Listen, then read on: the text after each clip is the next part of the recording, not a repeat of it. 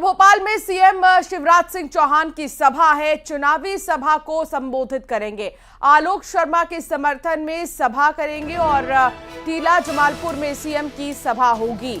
तो भोपाल में शिवराज सिंह चौहान की सभा होगी और चुनाव के मद्देनजर वोटों की अपील करते नजर आएंगे। विधानसभा चुनावों को देखते हुए भारतीय जनता पार्टी लगातार ताबड़तोड़ प्रचार प्रसार में जुटी हुई है और मुख्यमंत्री शिवराज सिंह चौहान का जो लक्ष्य है, दिन में 1 से 2, 2 से 3 लगभग सभाएं वो करते ही हैं और लगातार चुनाव की ओर बढ़ते कदम पार्टी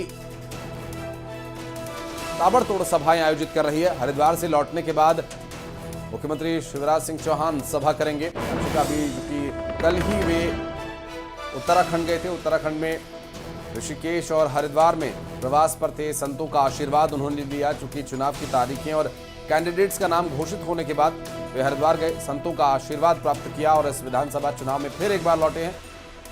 आलोक शर्मा के समर्थन में सभा को संबोधित करने के लिए मुख्यमंत्री शिवराज सिंह चौहान टीला जमालपुर में सभा को संबोधित करेंगे। हरिद्वार से लौटने के बाद मुख्यमंत्री की ये पहली सभा होगी।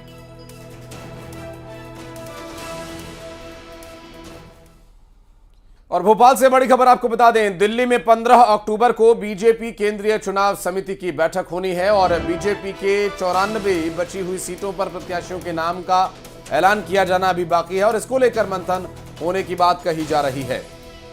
और इसी के साथ प्रत्याशियों के नाम पर चर्चा होगी। अभी तक बीजेपी 4 सूची जारी कर चुकी है।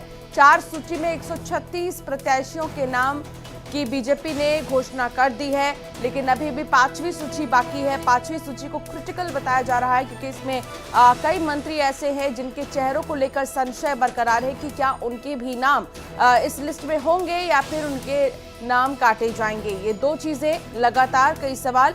हालांकि प्रत्याशियों के नामों को लेकर चर्चा अभी जारी है। 230 में से 136 प्रत्याशियों के नाम की घोषणा हो चुकी है। लगभग 94 सीट्स पर प्रत्याशियों के नाम का ऐलान किया जाना बाकी है, जिस पर सभी की निगाह बनी हुई है।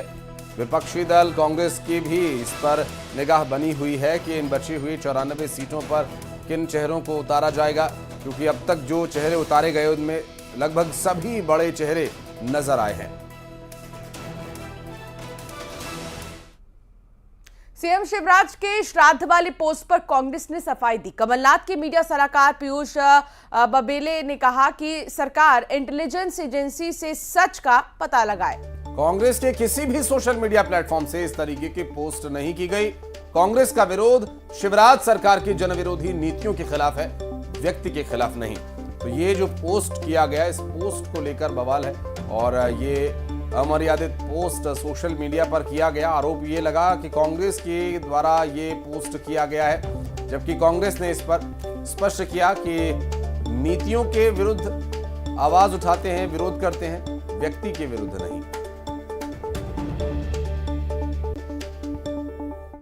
आप जो ये इल्जाम लगा रहे हैं कि कांग्रेस पार्टी ने माननीय मुख्यमंत्री जी के श्राद्ध का कोई पोस्ट किया है, ये सरासर गलत है।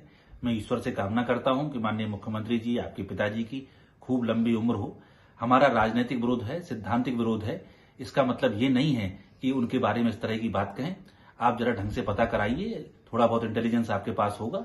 भारतीय जनता पार्टी के अंदर बहुत से दुश्मन शिवराज सिंह चौहान जी के बैठे हुए हैं। उन्होंने ही ये शरारत की है और उन्होंने ये शरारत भी की होगी कि श्राद्ध पक्ष में उन्हें टिकट दिलाया। तो इन चीजों से आप सावधान हो। हम उनकी लंबी आयु की कामना करते हैं। तो इनके बेटे की प्रतिक्रिया भी इस पर आई है। कार्तिकेय सिंह ने प्रतिक्रिया दी और कार्तिकेय ने माइक्रो ब्लॉगिंग साइट एक्स पर लिखा कि समझ नहीं आ रहा कि आप पर दया करूं या गुस्सा करूं। गुस्से में तो हूं, आखिर मेरे जीवित पिता के श्राद्ध की बात आप कर रहे हैं।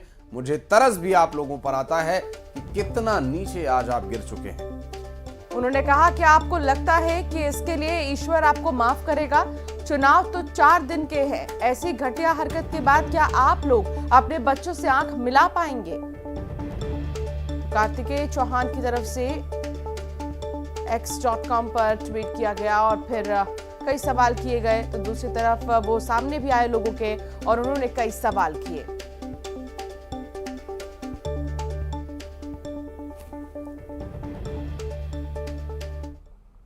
रतलाम के जिला अस्पताल के डॉक्टर के साथ बदसलूकी